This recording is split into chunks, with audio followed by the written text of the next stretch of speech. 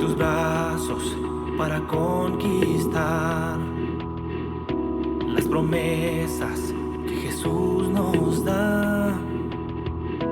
Solo espera y tú verás el milagro que Cristo hará. Un lugar para celebrar la victoria que su sangre nos da. Solo confía y créele que familia lo encontrará. Hay un lugar para todos, de familia de Dios.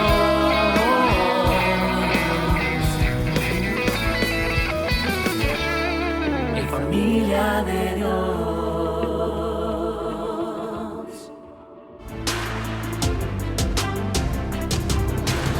Esperar en Dios.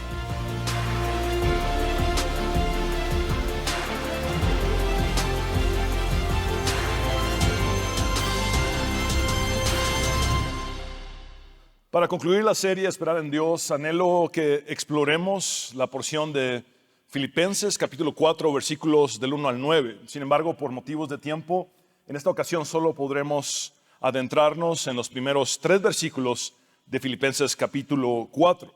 El título de este mensaje es Firmes y unidos en Cristo. Firmes y unidos en Cristo. Mientras esperamos en Dios, es vital que permanezcamos firmes y unidos en Cristo. Leamos nuestro texto base en Filipenses capítulo 4, versículos del 1 al 3, en el nombre del Padre, del Hijo y del Espíritu Santo. Así que, hermanos míos, amados y deseados, gozo y corona mía, manténganse firmes en el Señor, amados. Ruego a Evodia y a Síntique que se pongan de acuerdo en el Señor. También a ti, mi compañero fiel, te ruego que ayudes a estas que lucharon conmigo en el Evangelio, junto con Clemente y mis otros colaboradores, cuyos nombres están en el libro de la vida. Antes de adentrarnos en el punto número 1, quiero hacer un importante preámbulo para explicar, por lo menos a grandes rasgos, la expresión en el Señor. ¿Pueden repetir conmigo en el Señor? También puede encontrarse esta expresión como en Cristo. Por favor, repitan también en Cristo. Observen que en el versículo 1, Pablo dice, manténganse firmes en el Señor. Y en el versículo 2, Pablo le pide a Evodia y Síntique que se pongan de acuerdo en el Señor. Más adelante, Pablo dirá, todo lo puedo en Cristo que me fortalece. La expresión en el Señor o en Cristo y sus diferentes equivalentes es dominante en la enseñanza y la teología de Pablo. Esta expresión aparece unas 216 veces en todos los escritos paulinos. Básicamente, estar en Cristo significa que el creyente tiene una unión profunda e indisoluble con el Señor Jesucristo. A lo largo de los escritos paulinos, la fórmula en Cristo indica las diversas maneras en las que los creyentes estamos relacionados con el Señor de tal manera que somos totalmente inseparables de Jesús. Este es el punto número 1. Un llamado a mantenerse firmes en el Señor. Leamos nuevamente el versículo 1. Así que, hermanos míos, amados y deseados, gozo y corona mía, manténganse firmes en el Señor, amados. Observemos con atención este versículo. Y quiero empezar dándoles un panorama general del mismo para luego mostrarles algunos detalles más meticulosamente o minuciosamente. Pablo inicia con una conjunción que puede traducirse como así que o por lo tanto. Esta terminología conecta lo que Pablo ha dicho anteriormente en la carta con lo que está por decir a continuación. Este término griego es una sola palabra que en español se traduce como así que o por lo tanto. Es una especie de puente que conecta el contenido anterior con el contenido que sigue a continuación. Luego, en la parte central del mismo versículo 1, encontramos 5 expresiones cariñosas o afectivas con las que Pablo se dirige a los filipenses. Hermanos míos, amados y deseados, gozo y corona mía. Profundizaremos en estas 5 expresiones afectivas o cariñosas más adelante, pero luego de estas 5 expresiones cariñosas, Pablo da la instrucción concreta, mediante un imperativo que comunica un mandato o una orden, diciendo: manténganse firmes en el Señor, amados. Pablo vuelve a decir el término afectivo o cariñoso, amados. El sentido de las palabras de Pablo es básicamente el siguiente: por lo que ya les he dicho anteriormente a ustedes, a los que quiero y amo tanto, les mando que se mantengan firmes en el Señor. Ahora bien, ¿qué es lo que Pablo había dicho anteriormente? Especialmente en el contexto más inmediato en la carta, es decir, en el capítulo 3. ¿A qué se refiere Pablo cuando dice así que o por lo tanto? ¿Qué involucra el llamado a mantenerse firmes en el Señor? Cuando Pablo dice así que manténganse firmes en el Señor, Pablo está evocando instrucciones previas.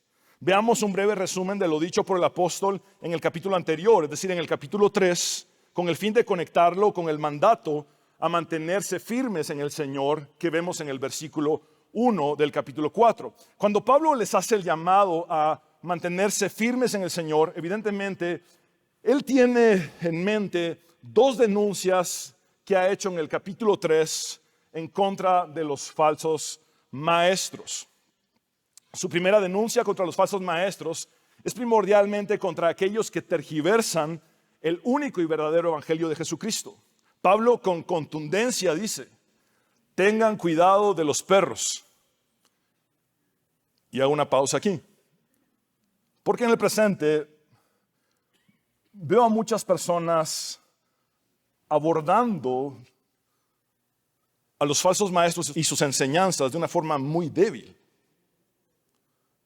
muy dócil, casi como aceptando, casi como dando lugar. Y eso me preocupa, porque parece que los cristianos bereanos actuales están en peligro de extinción. Los bereanos eran aquellos que no tenían ningún problema en cuestionar lo que se les enseñaba y luego en ir a las escrituras para corroborar si no se les estaba engañando, aun cuando Pablo era su propio maestro. Yo les ruego, les suplico que cuestionen lo que enseño. Les ruego, les suplico que vayan a las escrituras y corroboren si lo que les enseño es la palabra de Dios o no. No tengo ningún problema con eso. Y si alguien nota que estoy enseñando algo equivocado, tiene la puerta abierta para venir y decírmelo. No tengo en lo absoluto ninguna pretensión de infalibilidad en mi vida. Pero sí es necesario que seamos contundentes y radicales cuando se trata de los falsos maestros y sus enseñanzas. Pablo dice: tengan cuidado de los perros. Cuídense de los malos obreros y de los que mutilan el cuerpo. Pablo está aludiendo a aquellos judíos que sí creyeron que Jesús es el Mesías, pero estaban tratando de judaizar el cristianismo. Por ejemplo, toda la carta de Gálatas tiene que ver con esta corrección. Pablo llama en la carta de Gálatas anatemas a los que enseñan un falso evangelio diferente. Ahora, este era un mal del primer siglo. Básicamente había un grupo de judíos legalistas que iban, después de que Pablo establecía una iglesia, a buscar judaizar esa iglesia. Pablo alcanzó primordialmente gentiles, pero este grupo de judíos convertidos al cristianismo, lo que querían era judaizar las iglesias que Pablo ya había establecido. Y Pablo se opone totalmente a esto. De hecho, Jesús dijo: la salvación viene de los judíos. Esto solamente es procedencia, no destino final. ¿A qué me refiero con esto? Si Dios hizo un pacto con Abraham, también Dios hizo un pacto con David.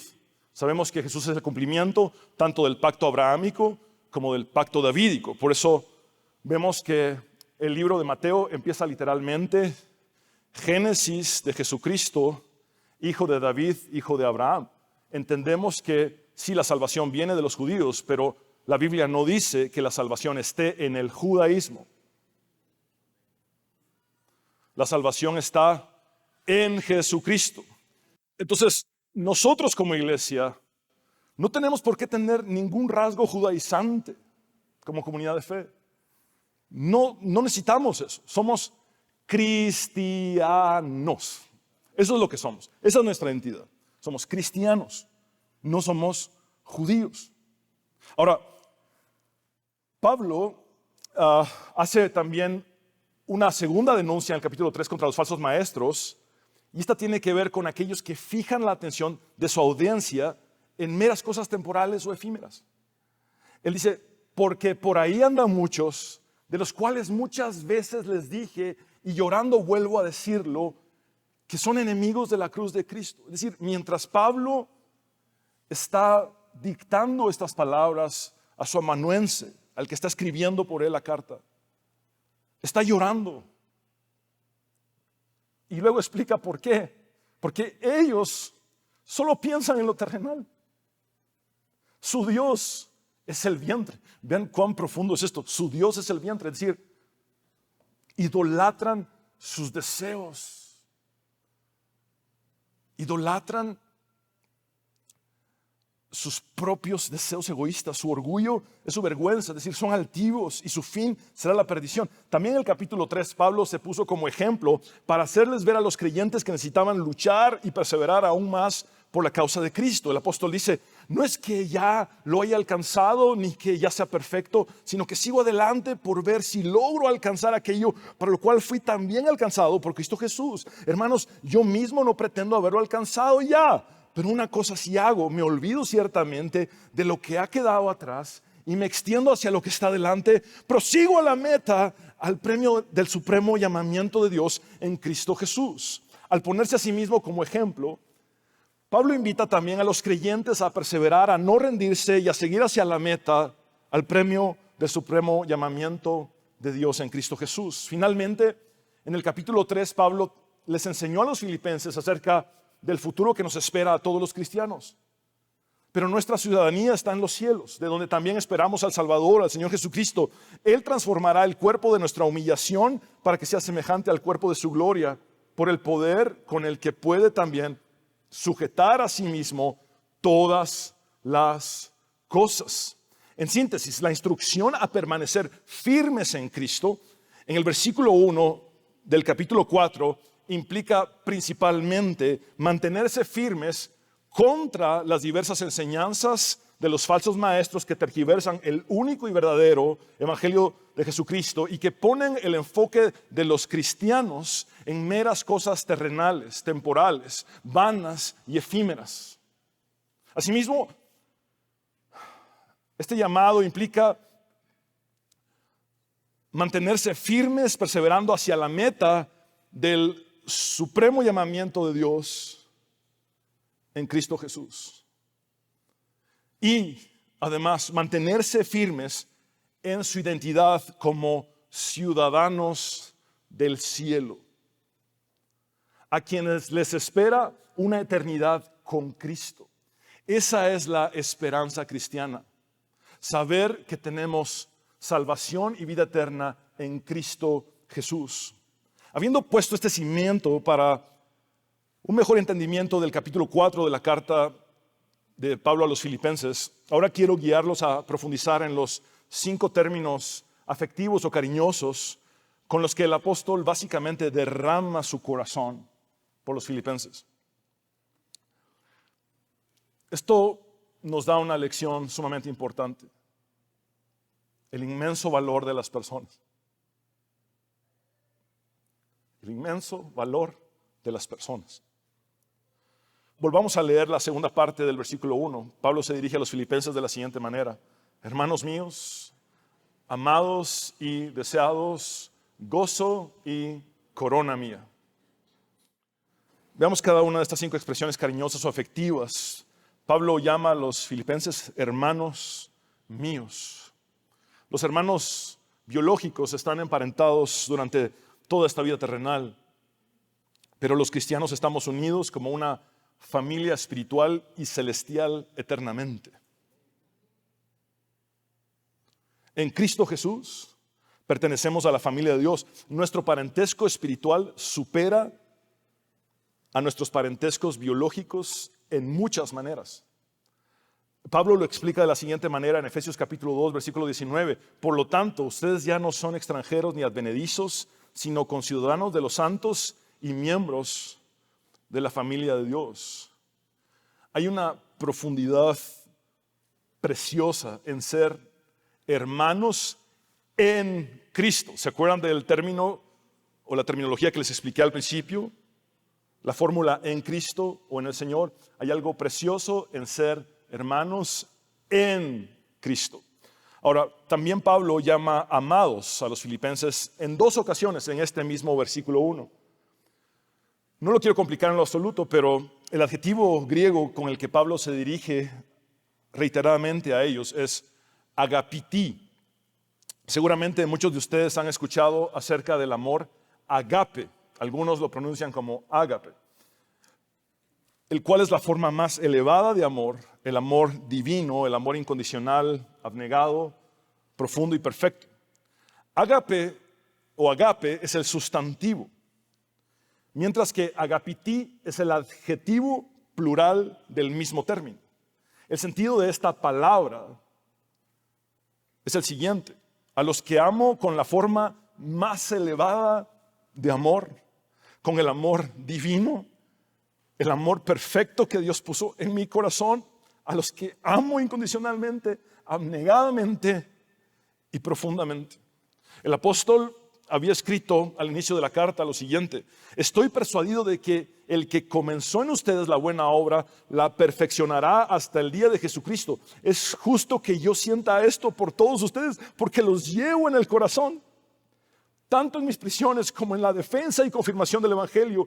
Todos ustedes participan conmigo de la gracia, porque Dios me es testigo de cuánto los amo a todos ustedes con el entrañable amor de Jesucristo. Noten que Pablo ama a los filipenses más que con un amor propio o de él, con el amor entrañable de Jesucristo.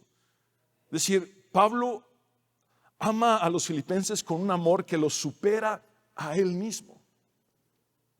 Es el amor perfecto de Dios el que debe fluir a través de nosotros. Estamos llamados a amar de esa manera y no está en nuestras capacidades humanas.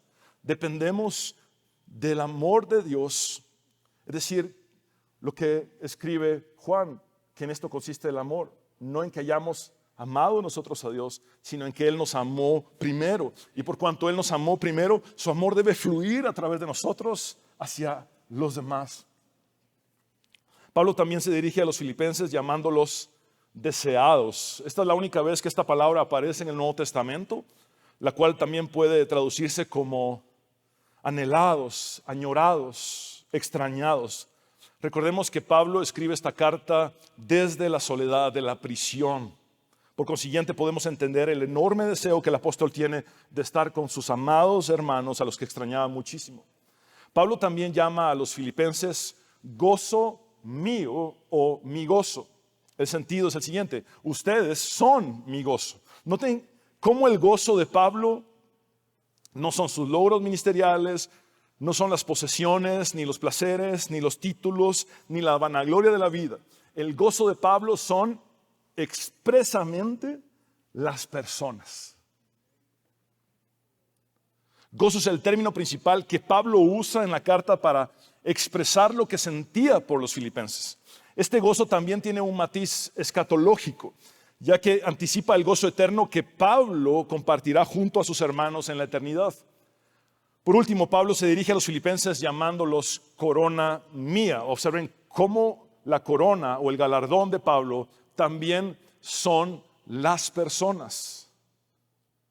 Aquí el término para corona es Stéfanos, que era la guirnalda o diadema de la victoria que se otorgaba al vencedor en las Olimpiadas o las carreras de atletismo en Grecia.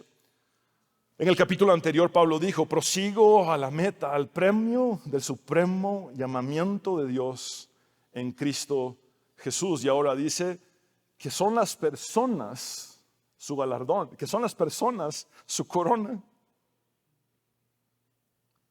El hecho de que los filipenses eran su gozo y su corona ya era una realidad cuando Pablo escribió esta epístola desde la cárcel, pero esto se haría aún más evidente en la segunda venida del Señor. En el capítulo 2, versículo 16, Pablo dijo, para que en el día de Cristo yo pueda gloriarme de que no he corrido ni trabajado en vano. Esta iglesia sería entonces una prueba más de que el apostolado de Pablo había sido eficaz. En efecto, podemos comparar el lenguaje que Pablo usa en esta porción de la carta a los filipenses con la primera carta que escribió a los tesalonicenses. Porque ¿quién es nuestra esperanza o gozo o corona de gloria? ¿No lo son ustedes en la presencia de nuestro Señor Jesús en su segunda venida, en su venida? Pues ustedes son nuestra gloria y nuestro gozo.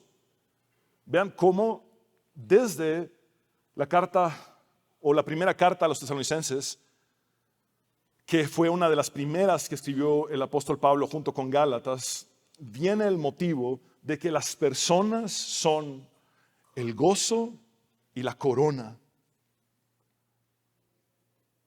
Entender que las personas pueden ser nuestro gozo y nuestra corona nos lleva a una nueva dimensión de las relaciones interpersonales, especialmente en un mundo caído utilitario que suele usar a las personas y luego tirarlas, utilizarlas y desecharlas.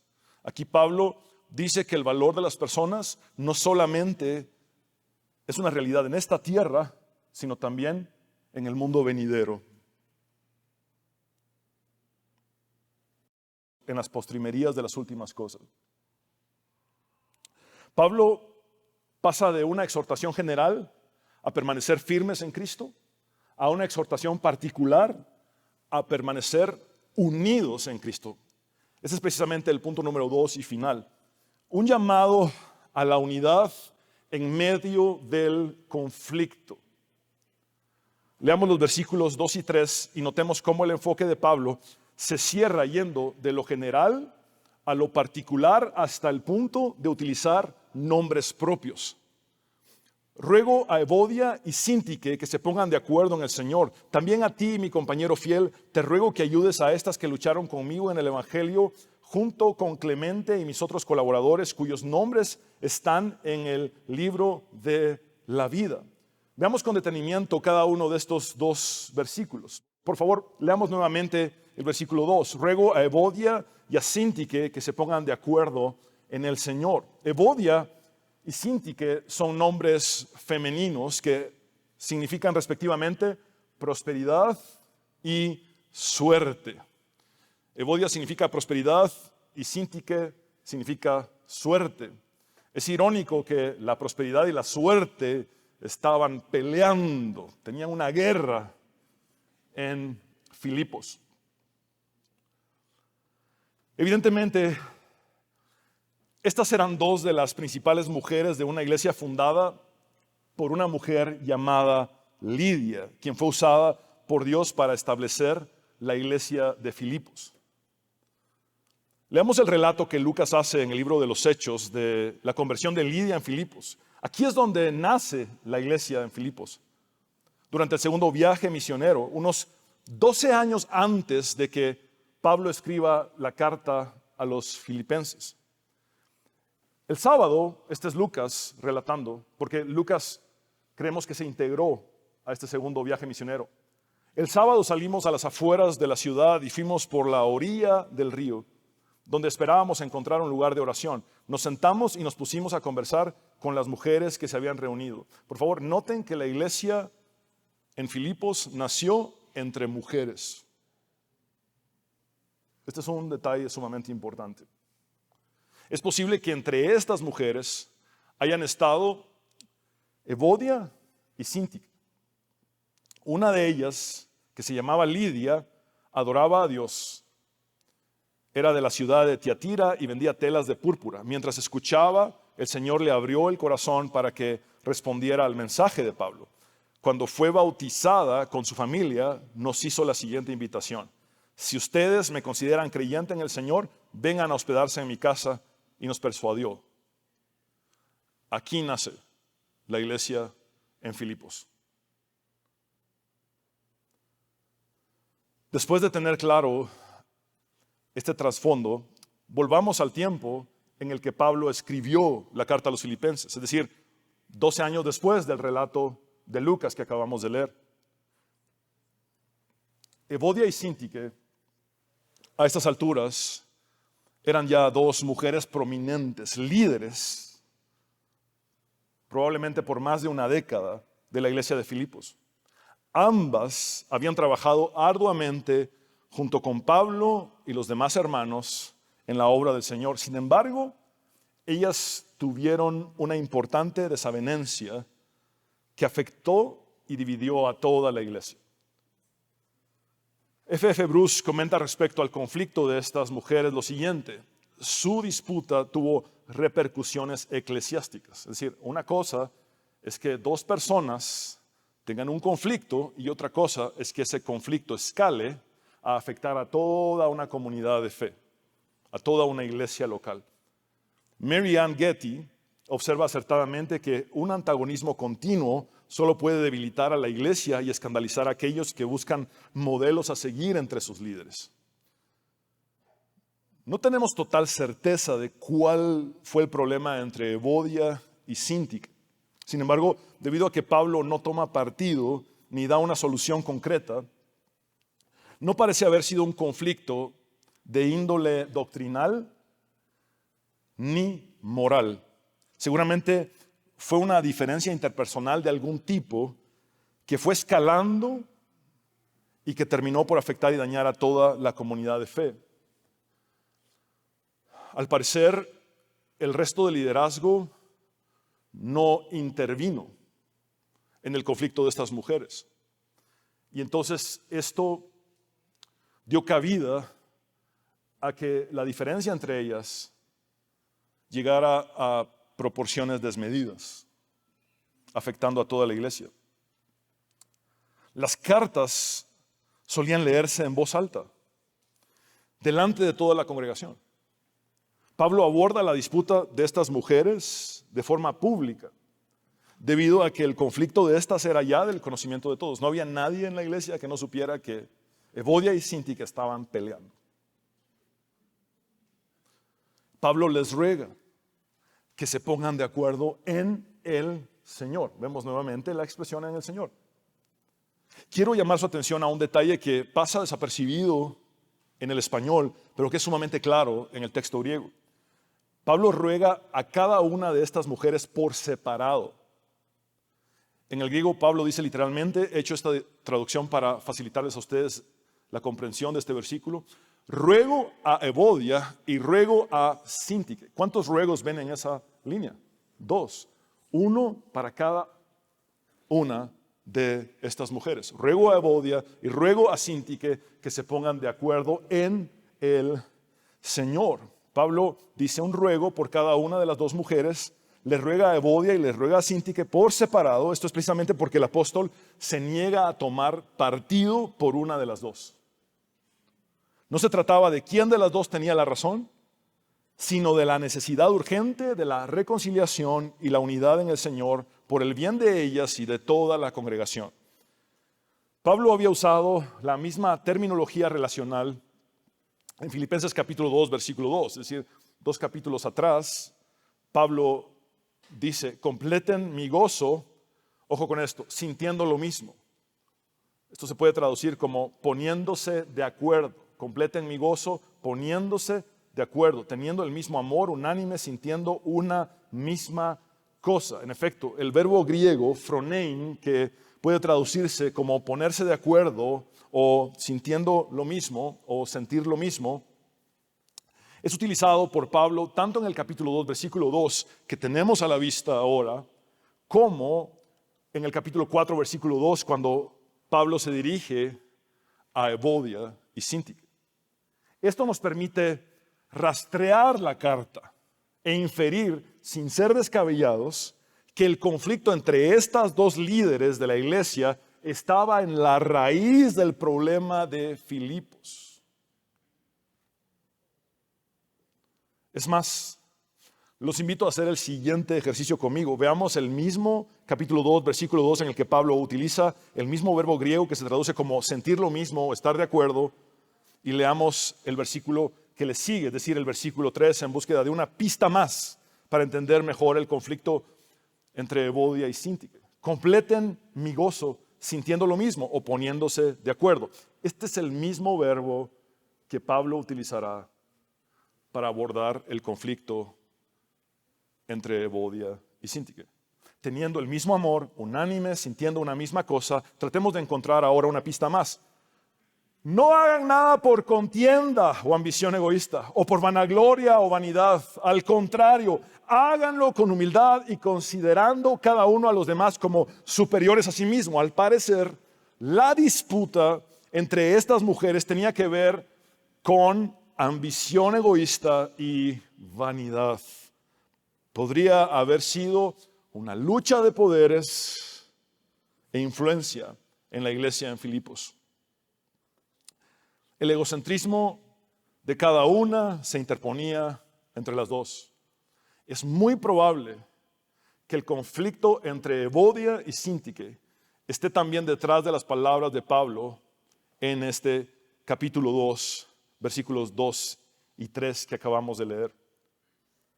Pablo no necesariamente estaba diciendo que ellas debían estar de acuerdo en absolutamente todo, sino más bien que ellas necesitaban humildad para encontrar ideas afines en lo esencial y poder así seguir sirviendo juntas a Dios. Y esto nos da una gran lección. La unidad no es sinónimo de uniformidad. Si erróneamente creemos que nuestra unidad depende de que seamos uniformes, estamos equivocados, porque nunca lograremos ser uniformes. Pero aun cuando no somos uniformes, sí podemos ser unidos. Sería muy fácil ser unidos si fuéramos uniformes. El desafío está en ser unidos cuando no somos uniformes. Estas mujeres habían sido incapaces de resolver sus diferencias y conflictos en sus propias fuerzas. Es por eso que Pablo las exhorta a ponerse de acuerdo en el Señor. Ya no era un asunto de ponerse de acuerdo en sus argumentos distintos u opuestos, sino ponerse de acuerdo en el Señor. Esto implicaba que ambas hicieran a un lado su ego y se rindieran al señorío de Cristo. En otras palabras, que ambas dejaran de enfocarse en su orgullo y se enfocaran en Cristo. ¿Hay alguna relación rota en tu vida en la que te has enfocado más en tu orgullo y no en el Señor?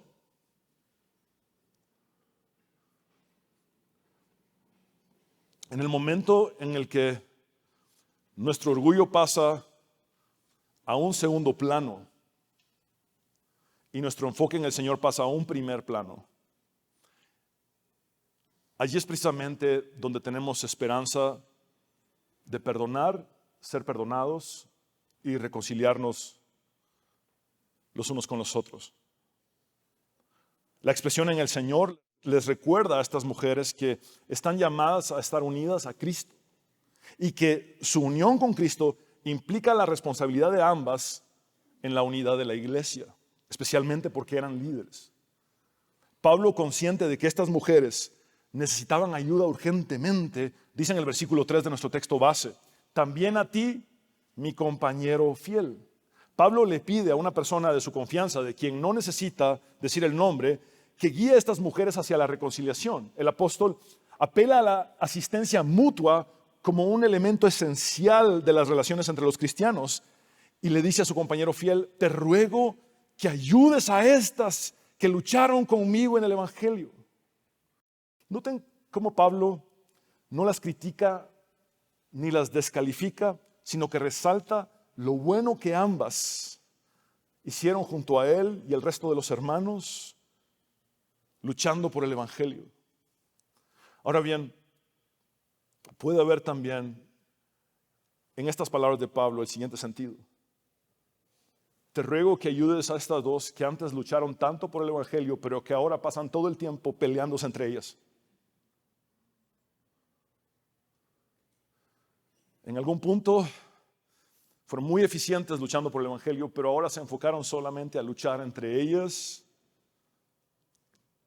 y están desperdiciando su potencial, están desperdiciando su energía y están afectando a toda la iglesia.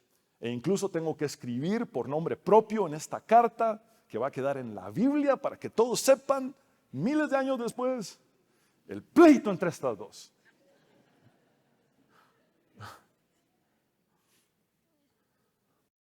Ciertamente, Pablo las elogia en cierta medida, sin obviar la urgencia de la restauración de la relación de ambas en su conflicto presente.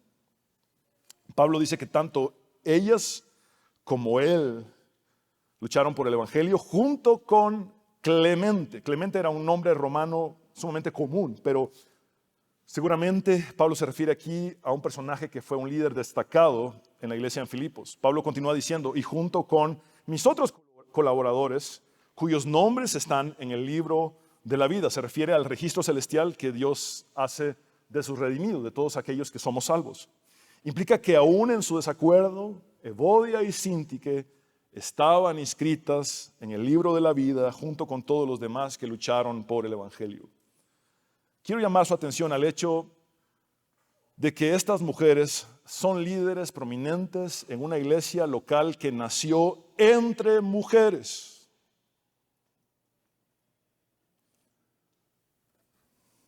Este es un antídoto para el veneno del machismo religioso de nuestros días.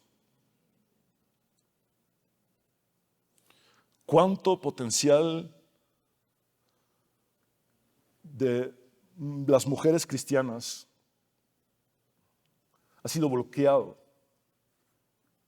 por este machismo religioso en el presente?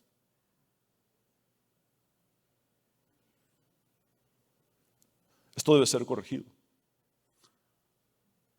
Las mujeres tienen un lugar importante, prominente en el reino de Dios.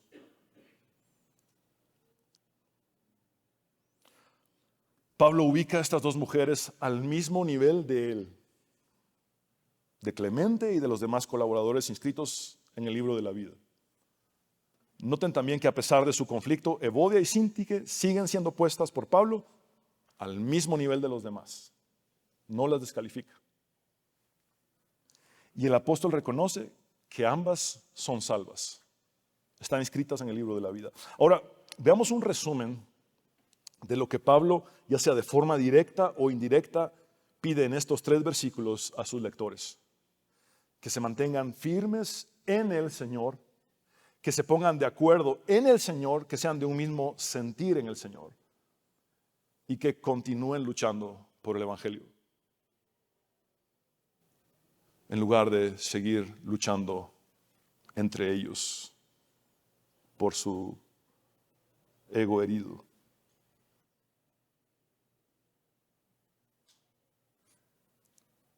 Esto coincide con lo que el apóstol escribió anteriormente, casi al principio de la carta, en el capítulo 1, versículo 27. Solo compórtense ustedes como es digno del Evangelio de Cristo para que, ya sea que vaya a verlos o que me encuentre ausente, sepa yo que ustedes siguen firmes en un mismo espíritu o sentir y luchando unánimes por la fe del Evangelio. Básicamente, Pablo les dice a los filipenses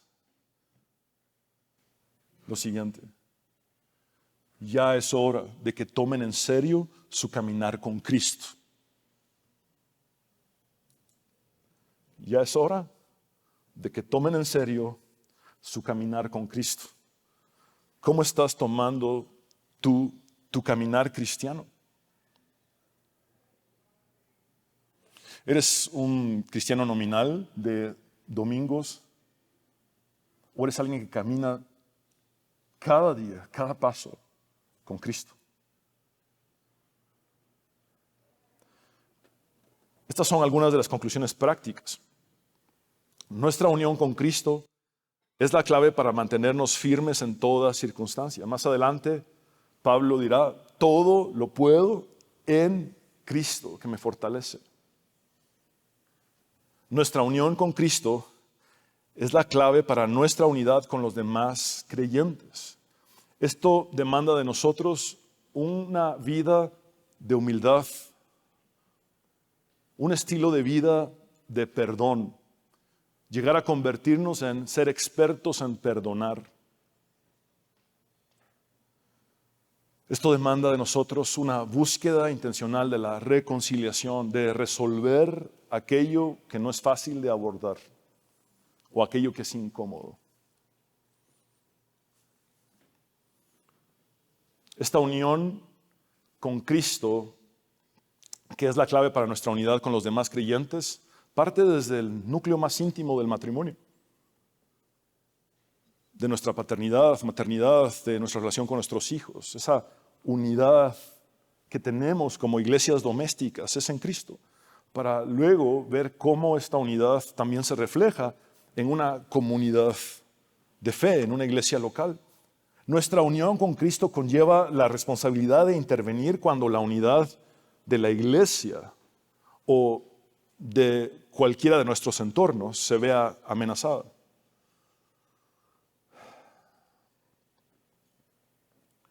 En cierto sentido, Pablo corrige a todo el liderazgo de la iglesia en Filipos, incluyendo al compañero fiel, a Clemente y a todos los demás,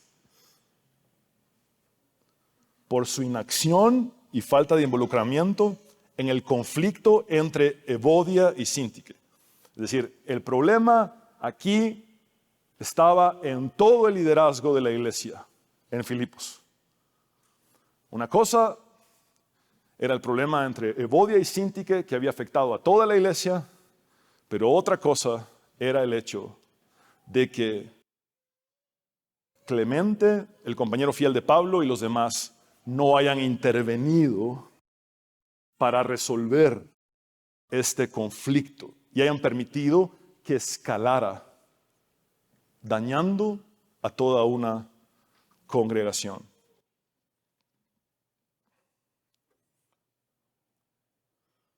El liderazgo que se hace de la vista gorda, es decir, que pretende que el problema no existe o que no es importante, o el liderazgo que espiritualiza la inacción diciendo algo así como no voy a hacer nada en esta situación porque voy a esperar que el Señor intervenga. Te tengo noticias, sí, el Señor interviene, pero usando personas.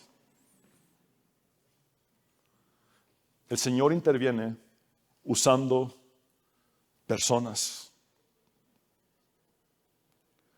Pablo mismo le dice a su compañero fiel que por favor medie entre las dos mujeres.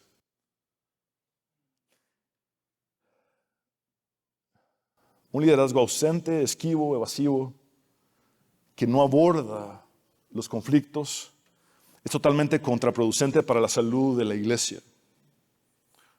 Una iglesia enferma es en buena medida el reflejo de su liderazgo.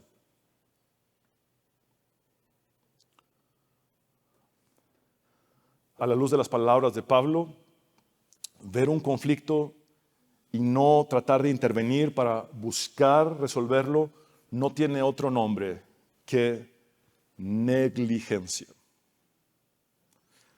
Pero hay algo maravilloso y es la forma tan amorosa en la que Pablo corrige a todo el liderazgo en Filipos. Vean cómo lo hace, partiendo de 5 términos afectivos o cariñosos.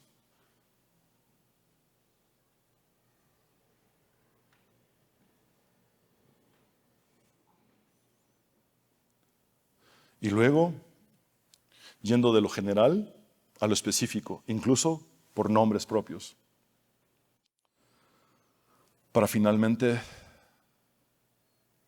valorar lo que todos habían hecho antes por el bien del Evangelio, sin dejar de corregir el problema presente. Por consiguiente, amados hermanos, mientras nos encontramos en la espera, permanezcamos firmes y unidos en Cristo. Una cosa es simplemente esperar. Y otra cosa es esperar en Cristo. Necesitamos esperar firmes y unidos en Cristo.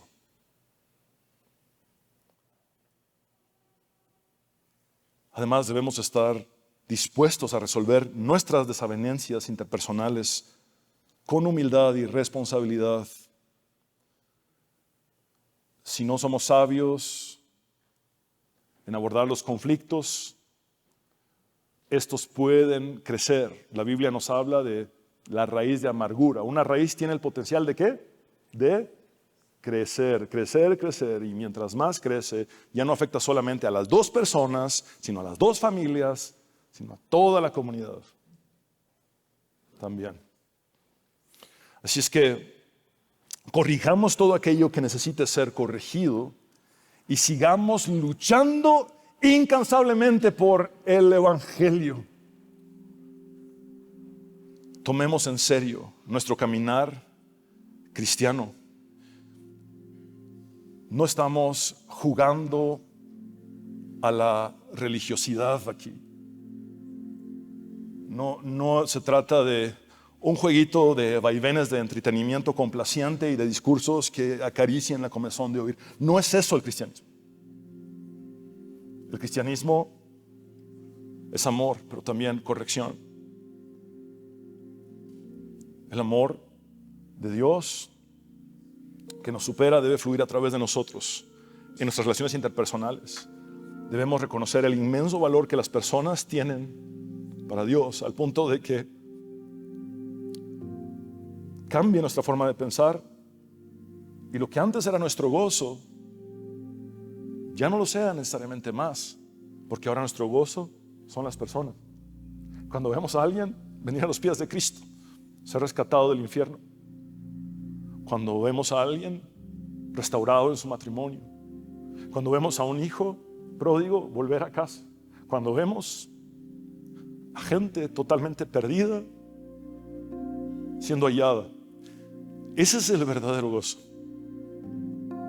El gozo son las personas. Y además, la corona también son las personas.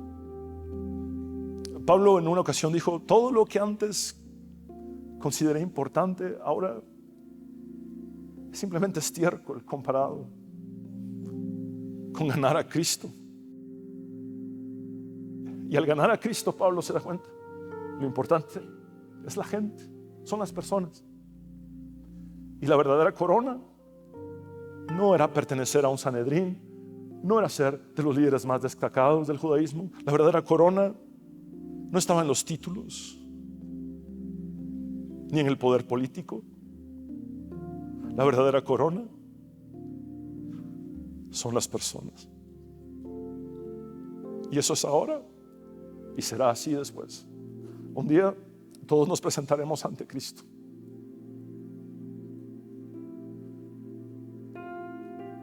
Y espero que ese día todos podamos decir a Jesús: mi gozo y mi corona son mis hermanos amados.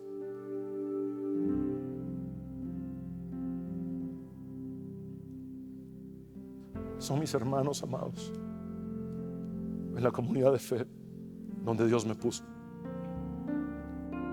Te invito a orar. Señor, te damos gracias por hablarnos en esta hora con tu palabra, que es viva y eficaz y más cortante que toda espada de dos filos. Señor, cuán maravilloso es el poder escudriñar las Sagradas Escrituras, el poder acercarnos a 3 versículos que nos dicen tanto. 3 palabras como en el Señor o en Cristo. En este caso 2 palabras, en Cristo, significan algo que sobrepasa nuestro entendimiento, que supera nuestra capacidad de comprensión. Ahora no estamos solos, ahora no estamos a la deriva, ahora estamos en el Señor, estamos en Cristo, y todo lo que enfrentamos es en Cristo. Por eso Pablo nos manda a permanecer firmes en Cristo ante las enseñanzas corruptas de los tergiversadores del Evangelio. Nosotros permanecemos firmes en Cristo, aun cuando el discurso prominente en estos tiempos sea el de fijar la atención de la audiencia en lo terrenal, en lo efímero, en lo pasajero, en lo vano. Nosotros permanecemos firmes en Cristo.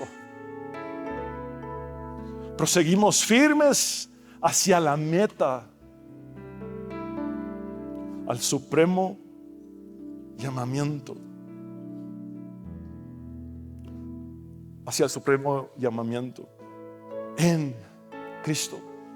Señor, asimismo, permanecemos firmes en nuestra identidad como ciudadanos del cielo, como aquellos que estaremos una eternidad contigo, Jesucristo. A la vez, Señor, te ruego que intervengas en nuestras relaciones interpersonales.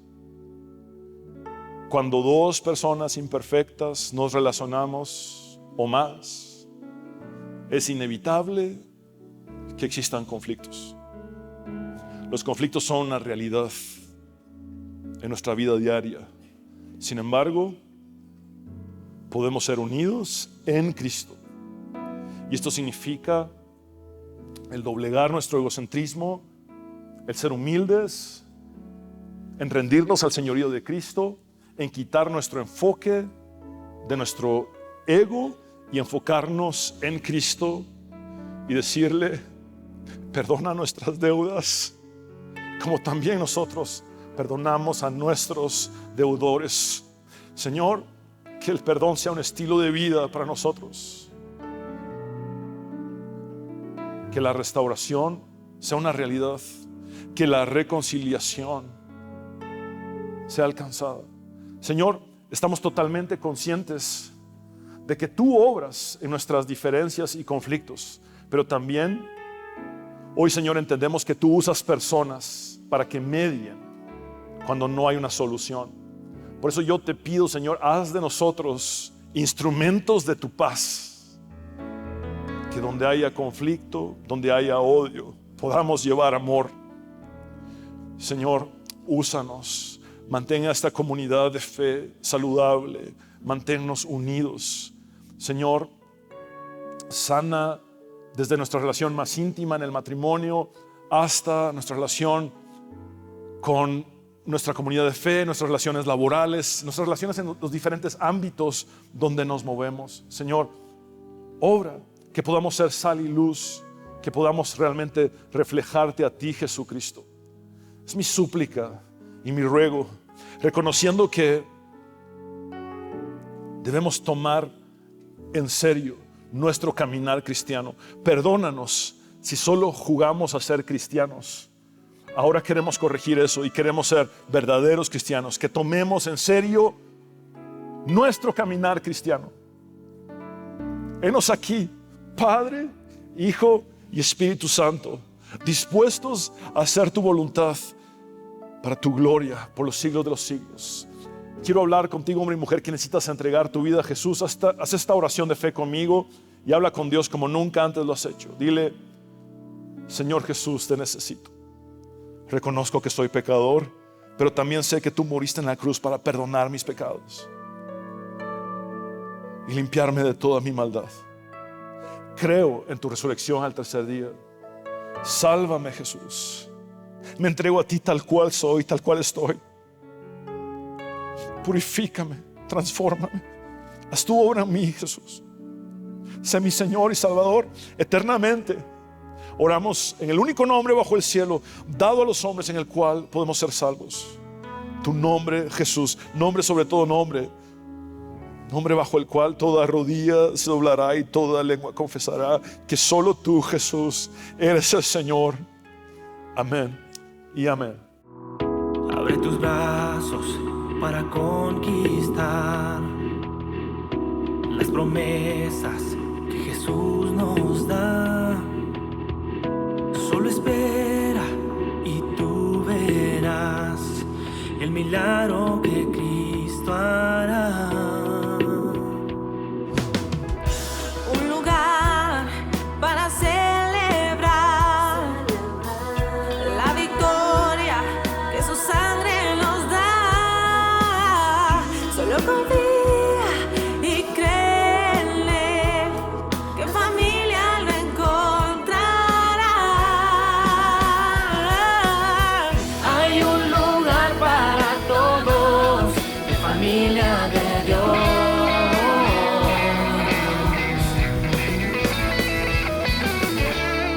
En familia de Dios.